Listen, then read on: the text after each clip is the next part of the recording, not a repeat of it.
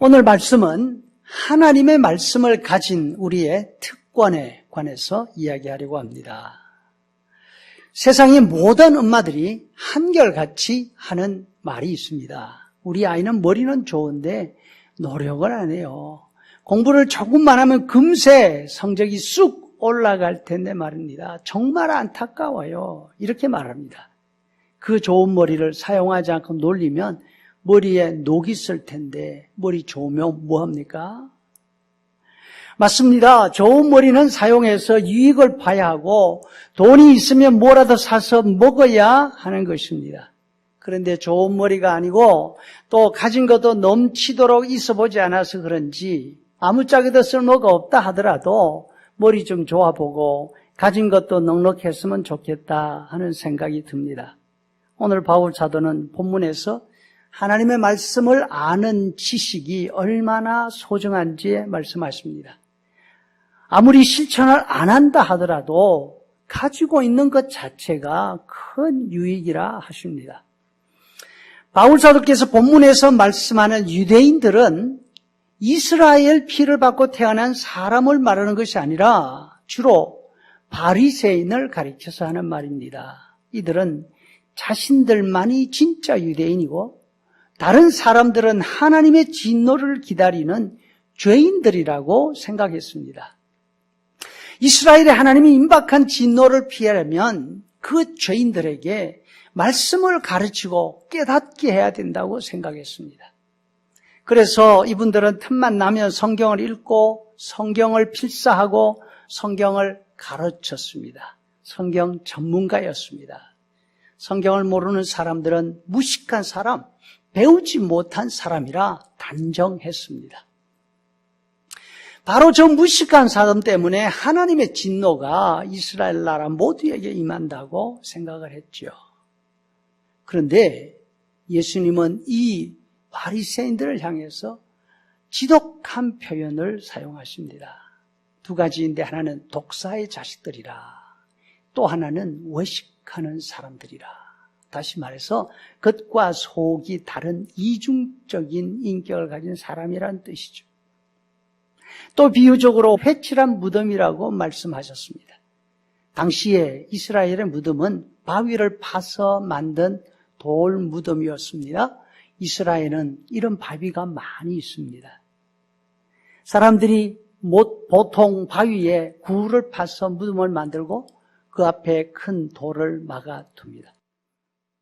그냥 보면 일부러 파서 만든 무덤인지 아니면 자연히 생길 동굴인지 표시가 나지 않습니다. 그래서 사람들이 낮에 뜨거운 태양을 피하기 위해서 쉬고 싶어서 동굴에 들어갈 수도 있잖아요. 그런데 거기가 무덤이에요. 시체가 있으면 큰 낭패를 당합니다. 의례적으로 부정한 사람이 되어서 7일 동안 행동의 제약을 받고 7일 후에 복잡한 정결의식을 거쳐야 정상생활로 돌아오죠. 본의 아니게 부정하게 되는 일을 피하기 위해서 동굴 무덤과 일반 동굴을 구별했습니다. 그 방법이 무덤에 흰색으로 회칠을 칠하는 거였습니다. 여기는 무덤이니까 접근하거나 들어오지 마. 들어오면 부정하게 돼. 그 뜻이죠. 하지만 무덤을 표시하는 그 횟가루가 그렇게 오래 가지 않습니다. 자주 덧칠을 하니까 무덤은 언제나 산뜻하게 보입니다. 예수님 말씀에 회칠한 무덤이라는 표현은 바로 이래서 나온 것입니다.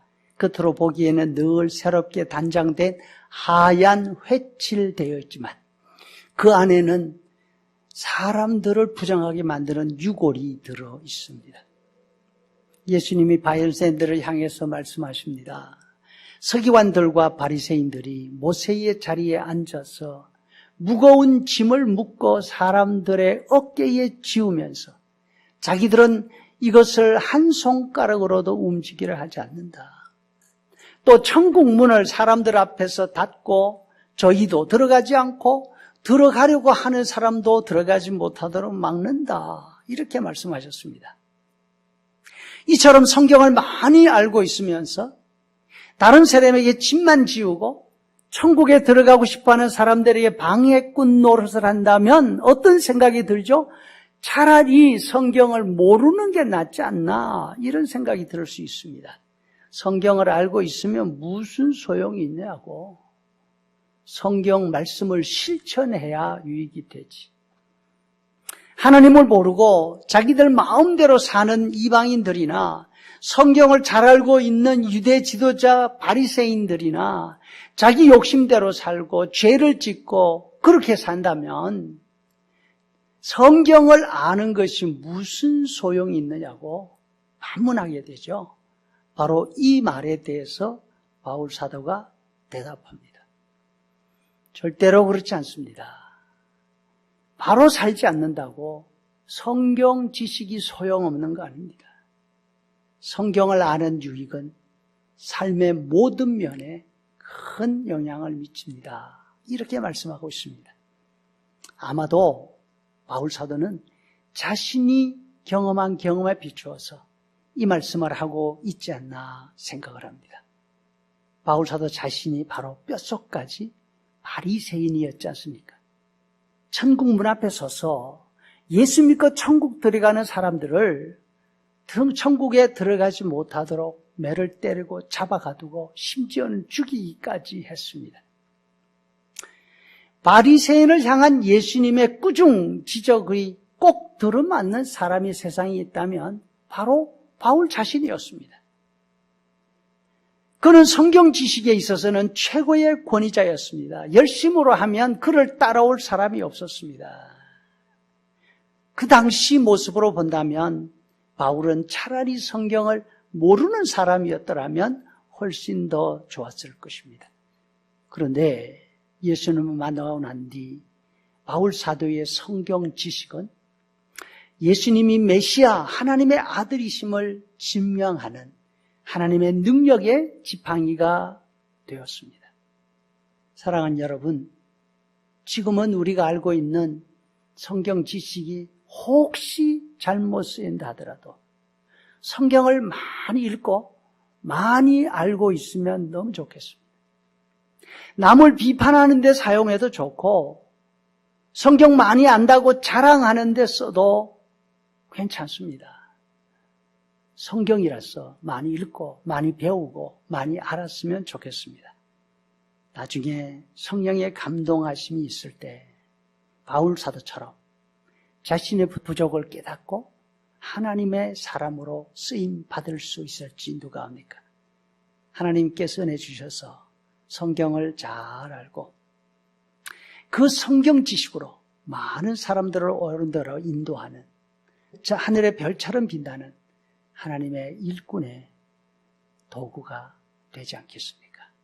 어려운 때이지만 시간을 내고 정성을 모아서 하나님의 말씀을 알아가는 또 알고 있는 귀한 특권을 누리실 수 있기를 바랍니다.